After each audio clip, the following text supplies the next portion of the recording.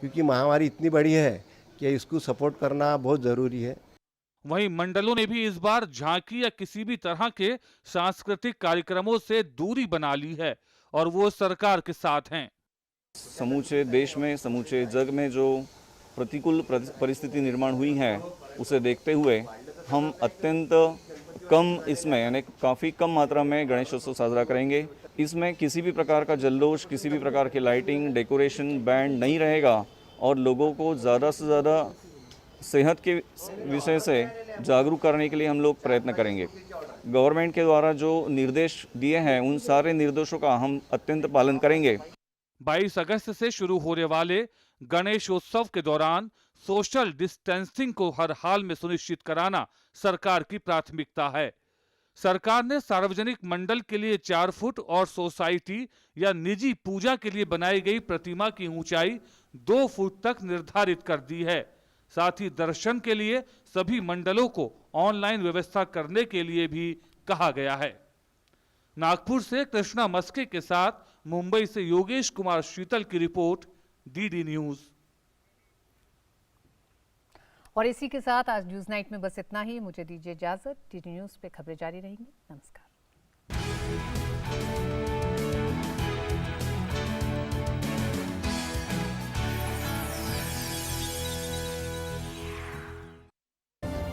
DD free dish, मनोरंजन का संसार सीधे आपके द्वार।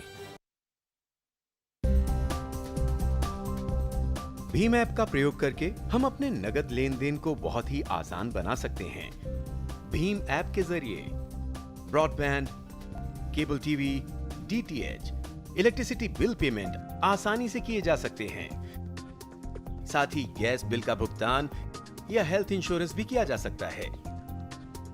भीम ऐप से आप लैंडलाइन पोस्टपेड, जीवन बीमा, लोन पेमेंट, मोबाइल पोस्टपेड का पेमेंट भी कर सकते हैं। आपको किसी से पैसा मंगाना हो या किसी को भेजना हो तो वो भी आसानी से किया जा सकता है। तो देर किस बात की, अपने मोबाइल पे भीम ऐप डाउनलोड कीजिए और अपने नगद लेन देन की प्रक्रिया को आसान बनाइए।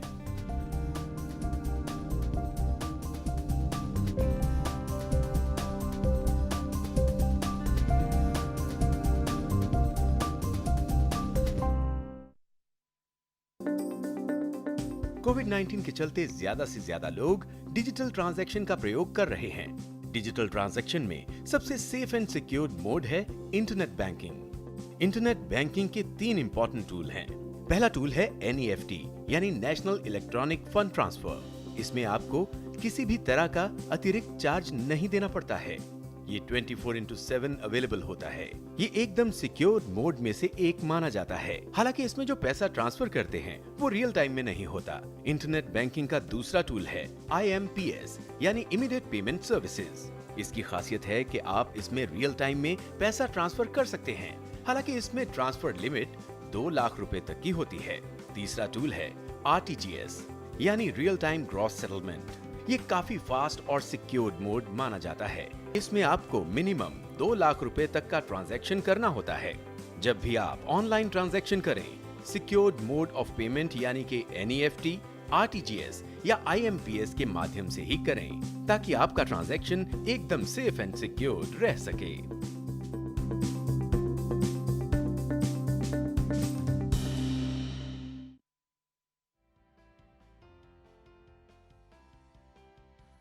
Hi, how are you? I'm doing good and fulfilling my duty of responsible citizen by staying at home to maintain social distancing. Yeah, me too. Actually, I have a few doubts about the Arogya Setu app. After installing this app, what all personal information are we required to share? When you are registering on the app, it will ask you for your name, age, gender, profession, and your last 30 days of travel history. It would also request for permission to keep mobile's Bluetooth and GPS location on. So, where does all this information go and get stored? The information submitted by you is encrypted and safely stored in the server. So, information about me like where I go, with whom I meet, is also being stored in the servers? No. If you come in contact with another person who has also installed the same app, this piece of information is captured and stored on your mobile itself. This information is not sent to the server. Okay, so this information does not go outside my phone. No, it does not. This information is only sent out of your mobile to the servers if you are found to be COVID positive. Understood. If I become COVID positive, then this information is used to inform everyone who knowingly or unknowingly came in contact with me so that they can also get themselves tested. That's correct. If you remain well, then even the government will not use this information. Your personal information will remain personal and secure within your mobile. Will information about me be stored permanently in mobile or servers? No, that's not the case. The captured information gets deleted from your mobile after 30 days and from the server after 45 days. In case you are found COVID positive, your information from the server will be deleted after 60 days. This is great. This app keeps my data safe and private, and I am safe as well. I'm convinced now that Arogya Setu app is the right way to fight Corona.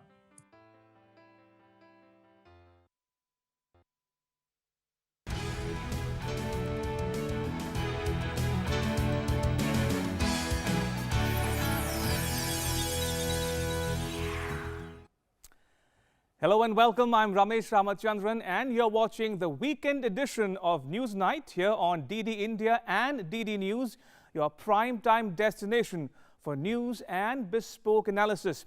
It's good to have you again with us. On the show tonight, after 68 days of lockdown and 49 days of unlocking the economy, the COVID-19 data for India shows encouraging results. For a country of the size and scale of India, it's performed better than some countries. The recovery rate is at nearly 63% and the number of deaths per million population is lower compared to other countries. By all accounts, India seems to be defying the odds. We tell you how and why. Also on the show, the latest on floods ravaging parts of India, plus news and updates from around the world. All that and much, much more coming up over the next 60 minutes. But first, as always, the headlines. Prime Minister Narendra Modi speaks to Chief Ministers of 7 states, takes stock of the COVID-19 and flood situations, assures all support to the states.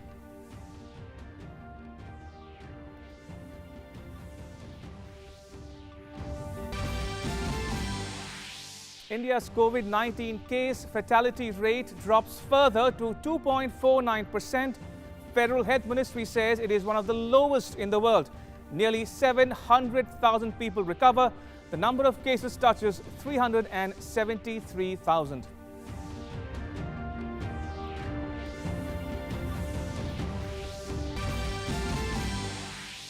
The number of Prime Minister Narendra Modi's followers on Twitter crosses the 60 million mark.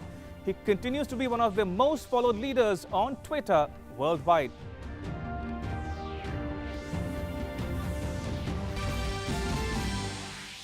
Delhi receives heavy rainfall. The Met Department predicts thunderstorm with rain in the national capital and neighboring areas till 21st July. Flood situation remains grim as major rivers in Bihar flow above the danger mark.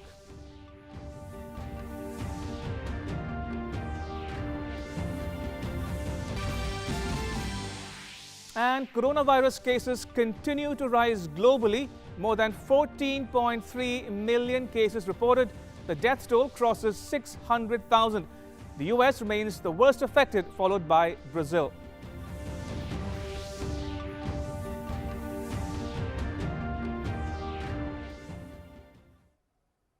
All right, let me dive straight into our cover story. It's about how India fares better than some other countries when it comes to tackling the COVID-19 pandemic. Now, at a time when most models are failing or have failed, the data coming out of India is not disappointing. In fact, some would say it is encouraging. Now, 2 months ago, some people spoke about a Swedish model that's now being called into question. Others spoke about South Korea and some other countries as models too. But today, many of those countries are staring at a second wave of outbreak. But India offers a different story. Take a look. As the world battles COVID-19, India is leaving no stone unturned to battle the pandemic. Over 1,43 lakh people have contracted the infection so far globally. Modi government's top priority is on early case detection and saving lives. According to the Health Ministry, 11 most COVID-19 affected countries in the world, the US, Brazil, Russia, Peru, Chile, Mexico, South Africa, the UK, Iran, Pakistan, Spain together reported 8 times more cases and 14 times more deaths than India. The focus of containment strategy remains on house-to-house survey, perimeter control activities, timely contact tracing, surveillance of containment and buffer zones, aided by effective clinical management of severe cases through a standard of care approach. Continuously expanding hospital infrastructure has aided in increased recoveries. The latest testing strategy of ICMR allows all registered medical practitioners to recommend testing. The focused efforts of centre and state and union territory governments on efficient clinical management of hospitalized cases has ensured that India's case fatality rate has fallen below 2.5%. With effective containment strategy, aggressive testing, and standardized clinical management protocols based on holistic standard of care approach, the case fatality rate is progressively falling and currently it is 2.49%. India has one of the lowest fatality rates in the world. Under the guidance of the centre, the state and union territory governments have ramped up testing and hospital infrastructure by combining public and private sector efforts. Many states have conducted population surveys to map and identify the vulnerable population, like the elderly pregnant women and those with comorbidities. This, with the help of technological solutions like mobile apps, has ensured keeping the high-risk population under continuous observation, thus aiding early identification, timely clinical treatment and reducing fatalities. At the ground level, frontline health workers like Ashas and Anganwadi workers have done a commendable job of managing the migrant population and enhancing awareness at the community level. As a result, there are 29 states and union territories with CFR lower than the India average. 5 states and union territories have a CFR of 0. 14 states and union territories have a CFR of less than 1%. This shows commendable work done by public health apparatus of the country. With Bihar seeing a spike in the number of COVID-19 cases, a 3-member team of experts from Delhi visited the state to take stock of the situation. The Union Health Ministry's multidisciplinary team, headed by its Joint Secretary Love Agarwal, reviewed and coordinated with State Health Department in managing the outbreak in the state. Patna में जैसा आपको पता है कि 25 अस्पतालों में और 5 mobile medical teams के द्वारा ये स्टार्ट किया गया है और कल 500 से अधिक लोगों की स्क्रीनिंग हुई और 100 से अधिक लोगों का टेस्ट भी किया गया पटना में और सभी जिलों में इस तरह की व्यवस्था की जा रही है।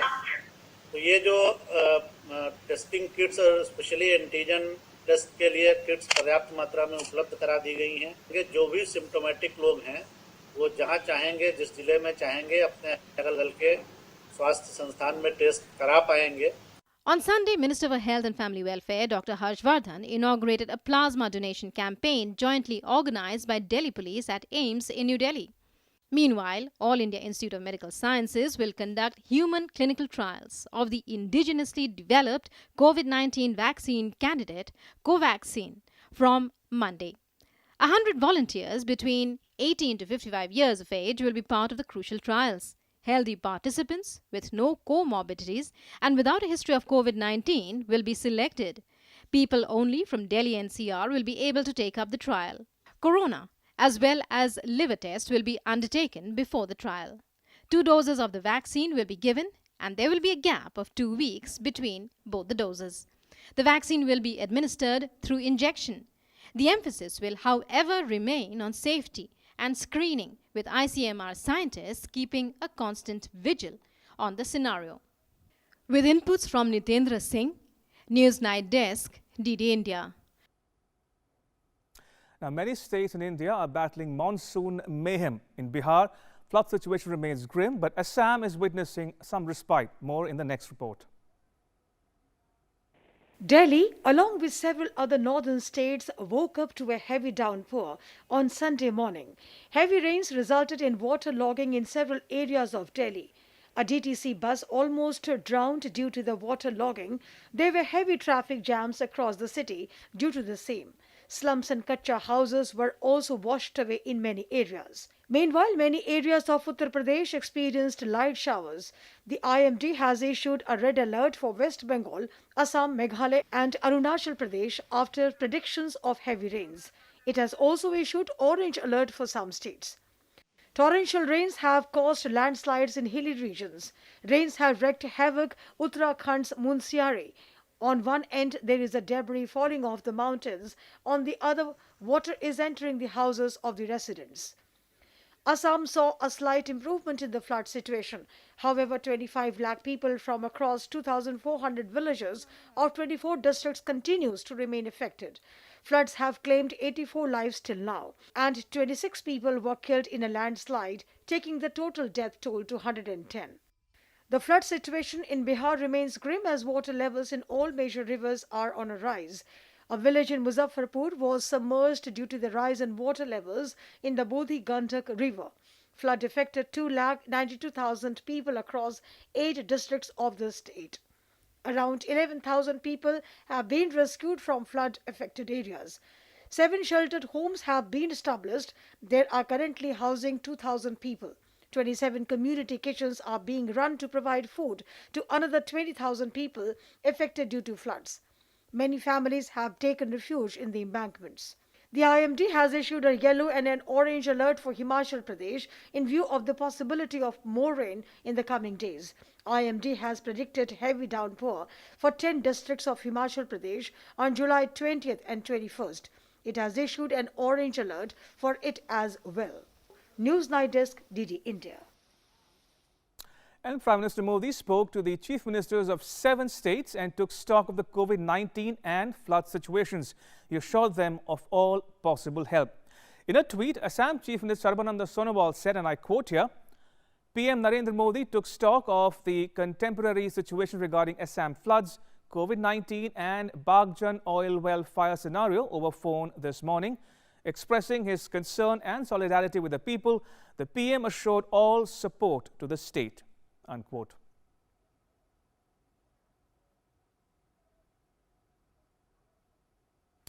All right, so the cover story is about COVID-19 situation in India and around the world. Let me recap how India compares to 11 worst affected countries insofar as the COVID-19 disease is concerned. Let's take a look at the graphics we prepared just for you. Now, these are the 11 countries which are the most worst affected countries. The US, Mexico, Peru, Brazil, Chile, the UK, Iran, Russia, Pakistan, South Africa, and Spain. These are the 11 countries most affected by the COVID-19 pandemic. Now, moving on to the next slide we have prepared just for you, and that has to do with how the Indian government and people are performing. Now, this is the world population scenario. We have 11 countries which combined have a population of 1.3 billion. India has 1.38 billion. So the interpretation is that India has more population than the 11 countries put together. The next slide is the population density. 11 countries have a density of 86. India has 464, which is 5 times denser than the 11 countries put together. Now, the third slide we have prepared just for you is about another aspect of this debate. That's the number of COVID-19 cases. Now, 11 countries together have almost 85, more than 85, 8.5 million actually. And India has just about 1 million cases in India. The interpretation is that incidence of cases in India is 1/8 of the total number of the 11 worst affected countries. And finally, we have another case of data for you. That's the number of COVID-19 deaths. Now, the 11 worst affected countries have a total death toll of 3.78 lakh, and India has just about 26,273. Now, the mortality in India is only 1/14 that of the 11 most affected countries put together. Now, next, in conclusion, what we can say is that India performs better than those 11 worst affected countries on the metrics of recovery rate per million population and mortality rate per million population. Now, the recovery rate in India is about 63%. Right, next up, we have another data for you, and this is the more India-specific data prepared just for you. Let's bring up the first slide. That's the case fatality rate. Now, case fatality rate is in India, this is from the previous slide actually, this is the conclusion we have drawn from the previous slide, that India performs better than the 11 most affected countries. Now, moving on to the next slide we have, now this is the case fatality rate. It's defined as the proportion of deaths from a certain disease compared to the number of people diagnosed with the same disease for a particular period. So what does the fatality rate look like for India and some other states in India? Remember, now India has a case fatality rate of 2.49%. It's among the lowest in the world today as we speak. That's a big achievement for India. Now, as I mentioned, among the lowest in the world, and this is from the Health Ministry of the Government of India. Now, let's look at the progress over the last few weeks. Now, in June, the number was 2.82%. On the 10th of July, it fell to 2.72%. And on the 19th July, it fell further to 2.49%. That's the comparison over the last several weeks. Let's look at the state-wise data. Now, remember, India has 28 states and 9 union territories. That means 37 entities in the country so far. And let's look at the state-wise breakup of those 37 states and UTs. As far as the states go, 29 of them have a case fatality rate of less than the national average of 2.49%. That's a big achievement as far as India is concerned. And 14 of those 37 have a case fatality rate of less than 1%. And further, if you go into the details, now these are the 5 states and UTs which have zero fatality rate in the last many months. They include Sikkim, Nagaland, Manipur, Mizoram, and Andaman and Nicobar Islands. That should give you a sense of where things stand today as we speak. Time for a very short break here on Newsnight. When we come back, we'll have guests over for a discussion in our In Focus segment. Keep watching Newsnight. Don't go anywhere.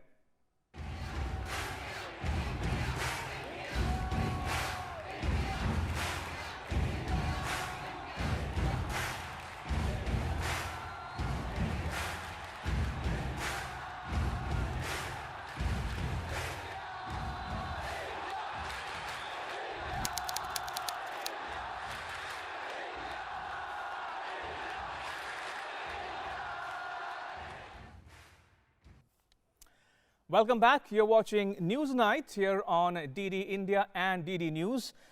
Joining us for our In Focus segment, where we're discussing tonight, the topic is COVID-19, India Fights Back. We're joined by 2 very special guests.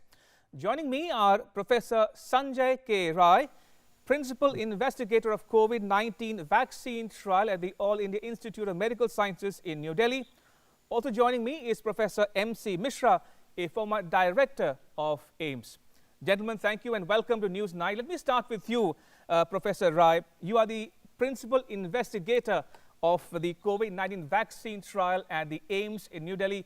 Help our viewers understand the status of that ongoing research project on a new COVID vaccine. Yeah. Yesterday, we got permission from our ethics committee. So from Monday onwards, we are going to start the various activities related to this vaccine trial, like registration. Already more than 1,000 volunteers, healthy volunteers, they have registered to us. Yesterday evening, we released the 1 phone number and 1 email ID. Right. And we never expected this type of overwhelming response. Continuous phone is busy. Since yesterday, almost 24 hours it's busy. We have received 780 emails till now from various participants, and almost 800 messages either through WhatsApp or through SMS. Right. If I can come to you now, Professor Mishra, our cover story on Newsnight is about how India's performance in the fight against COVID-19 has been very encouraging. Look at the metrics, for instance. The recovery rate is 63%. The mortality rate is among the lowest in the world at 2.49 case fatality rate. In your estimation, what would you tell people who are skeptical of the numbers? They suspect that India might be hiding the figures or fudging the numbers. Help our viewers understand, what is India doing differently and successfully to break the chain and beat the coronavirus? Mr. Ramesh, thank you very much and thank you on your program. You're welcome. If we look at 4 months since we have had this pandemic into India, March, April, May, June, now July half, so 4.5 months total. If we include February also, 30th January, we had the first set of cases in Kerala. Indeed. In India. And February, we didn't see much spike of cases. March, we started having, and we were doing quite well as regards the positive or infected individuals. But then in March, we all know that our testing capacity was very limited. We were not that much prepared in terms of dealing with the pandemic of this magnitude. So I think the watershed date was 22nd March when Prime Minister called for a Janta curfew. And we all knew that this is a trial run and we'll have soon a lockdown announced, and which was announced very quickly after that. And 25th March, we had the first lockdown. And then we saw 4 lockdowns in succession, and which actually did very well, and everybody appreciated, WHO appreciated, international community appreciated that. And we were doing quite well until we had problem with the Nizamuddin Jamaat, people coming out in large numbers and spread out in almost every state of India, 17 states, and they hid themselves and they did not volunteer to get tested.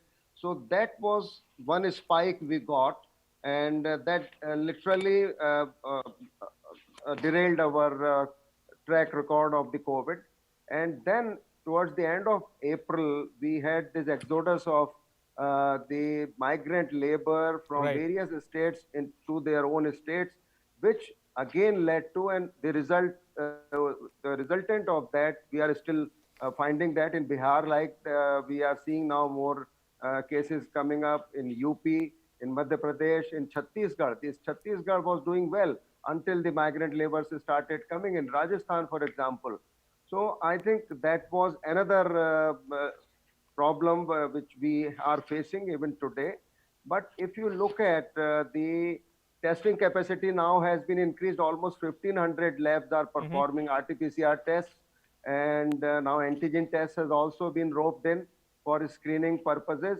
So from that, and then we prepared, the central government as well as the state governments got opportunity to prepare themselves with the number of beds, hospital beds, number of ICU beds, number of creating COVID care centers.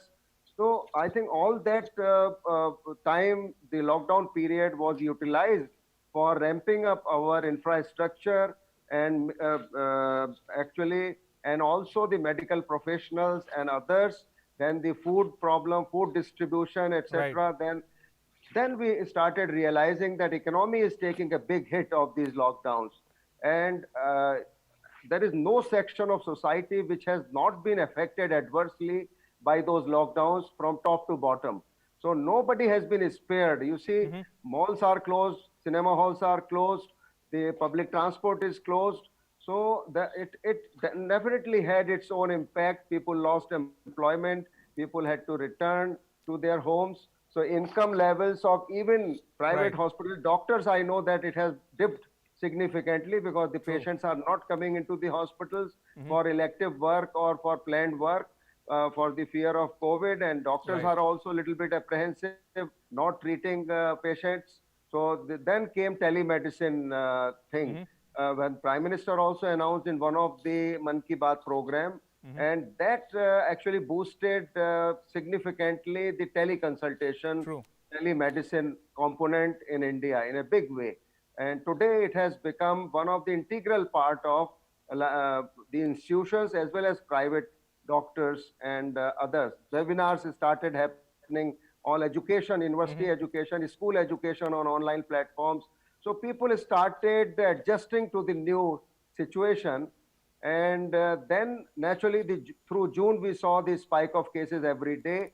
Testing capacity has been ramped, and now we see in Delhi actually is doing 40,000 per million testing, which is the highest in the country. Then Tamil Nadu is the next, then Mumbai, and then Gujarat and other states.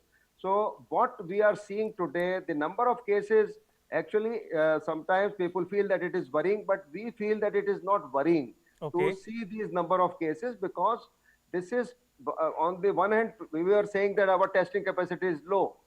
So we were not picking up enough cases. Now testing capacity has been ramped up. We are saying that we are seeing so much spike. We will see this spike, but nothing to worry from it, because we have, as your story said and you said, our mortality rate, gross crude mortality rate is 2.5% average. Right. 2.49 to be precise. Kerala has the lowest, less than 1%. Most states have the low mortality except Maharashtra, Gujarat, and maybe some other state. Otherwise, most states have very acceptable, and actually Chhattisgarh didn't have any mortality for quite some time. So I think that there have been silver linings here. Sure. Now antigen test has been added to the ramping up of the testing facility. So I think it will help in combating this pandemic very effectively now. Because we can screen. None of the tests have 100% sensitivity or specificity. If you look at RT-PCR, it misses out almost 30% patients for various reasons. For collection of sample may not be appropriate. Enough viral load is not there in the nasopharyngeal or oropharyngeal swab. And then the transport of that in the medium when it is taken to the lab. So delay in performing the test. So it was RT-PCR is the gold standard test, but then it has its own limitation with the false negative rates of as high as 30%. Then antigen testing, now it has been added. Again, it is not a 100% sensitive test. We misses out almost 20% in that also. So these tests are complementary to each other. They are not exclusive. They are complementary, and if we continue to ramp up our screening and this testing capacity, I think the objective is that we can separate out those who have infection and those who do not have the infection. I think once we are able to do that, the persons who have infection will not be able to transmit disease to others. Average, what we are told, that asymptomatic patients, particularly on the one spectrum, then most sick patients on the other spectrum of the disease. Right. Asymptomatic patients on an average transmit the disease to 1.5 to 2 persons. So you can imagine that somebody doesn't know that he is carrying the virus, but he is capable of giving the virus to another person. So then in March, we were saying that only those people who have symptoms will put on mask. But now we have gone 360 degrees, and the mask has become one of the best preventive measure in preventing the infection to be contagious. So I think this is one thing significantly has changed. Then in March, we didn't have any medicine whatsoever. We started with hydroxychloroquine. Then people had doubt, and Mr. Trump mentioned it. So there were a lot of competition for other countries to have it. India exported the medicine. In India also, ICMR came out with guidelines that HCQ can be given to the healthcare workers as a preventive measure. But then gradually plasma therapy was introduced because there was no other medication. And now DCGI has approved these two drugs. One is Feviflu, which is the oral drug, antiviral drug, and another is Remdesivir. And also many of these patients, when they are admitted into ICU, they go into the cytokine storm because of the inflammation, systemic inflammation, and also in the lungs. So for that, there is a very effective medicine, which is tocilizumab, so which is also available. So many lives have been saved by giving these injections. And Remdesivir, again, both these drugs, oral drug, Rifampicin, and also the remdesivir have been approved by DCGI for phase 3 trial. And now the last thing which we were expecting has been added, where Professor Sanjay Rai is heading the team at AIMS trial, and it is a very encouraging response from public that so many individuals have volunteered to get the testing vaccine, because these are human challenge trials, and where safety has to be assessed first in phase 1 and phase 2 trial. And once the safety has been ensured, in phase 2 we can have little bit of immunogenicity also to see whether any antibodies are being formed. As we have known, whatever vaccines candidates have been tried